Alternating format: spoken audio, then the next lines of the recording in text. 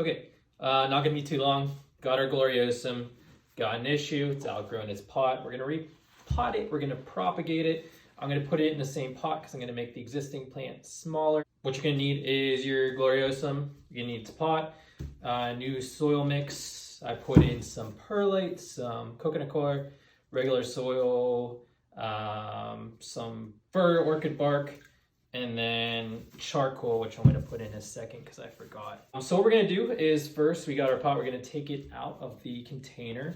What I'm going to do is use a little spade so I can actually break free, because this thing is very packed in here. It's been in here for a while. Pure procrastination. Also another thing, gloves, your PPE, personal protective equipment.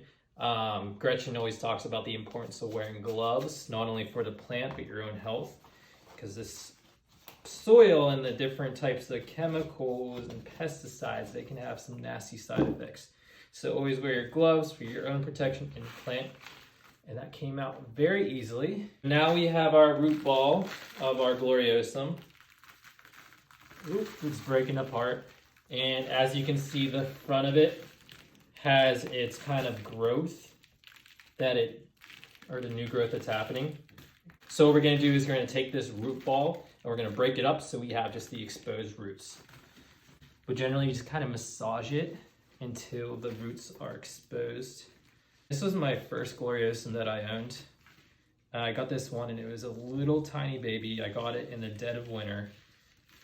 Magically survived with just one little heating pack when it came from New York.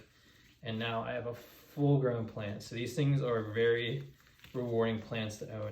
So here's what we're working with. We have our exposed root structure. As you can see on the end, or if you can you see it? This is propagated from another larger stem. The seller, whoever gave it to me, cut this off of the stem from their gloriosum, and that's what I'm going to do with mine today. So when I am going to cut it, these gloriosums are like other philodendron, they have little nodes on them. So the nodes are just little new areas of growth. I don't know if you can see that at all. They're little bumps on the actual stem. So that's the areas I'm going to be looking for as far as propagation. I've had the most success propagating out of sphagnum moss. I've never tried to propagate gloriosum out of water. If people have had that success before, good for you. I'm going to stick to what I know. And also when I'm going to propagate it, I'm going to cut off the older sections.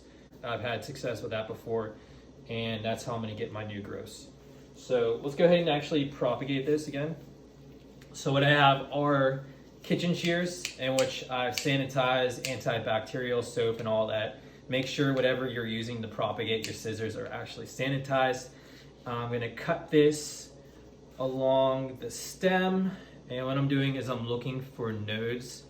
So I found a couple. So what I'm going to do is I'm going to take my scissors and I'm going to snip it. There we go. Shortened it by a lot. So I have that. I have my older end, and this is again the end I'm going to be using to propagate. I have a large existing root structure here, so this will make it easier for me to actually create a new plant through division.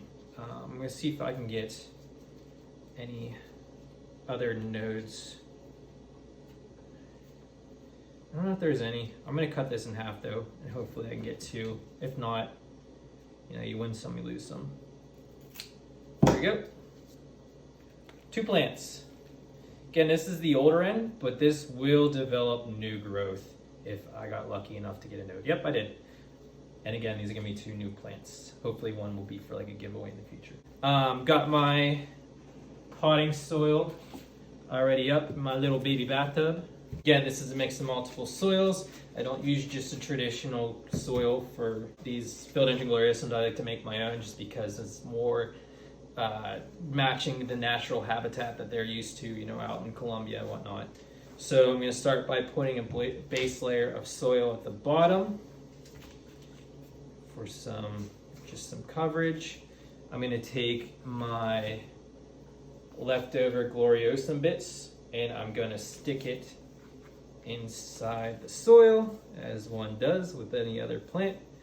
And then I'm going to take my leftover soil and just kind of cover it up.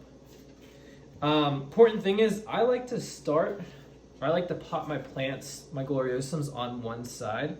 Again, these are runners, they're crawlers, they're gonna move horizontally. So I'll pot it on one side, and again, giving it room to move horizontally across, give it room for growth. Unlike other philodendron where they're, growing vertical on a surface, or on another tree, another plant, you give them, poles. These again are gonna be running horizontally. So I'm gonna finish potting this and not getting soil all over my carpet in my new apartment.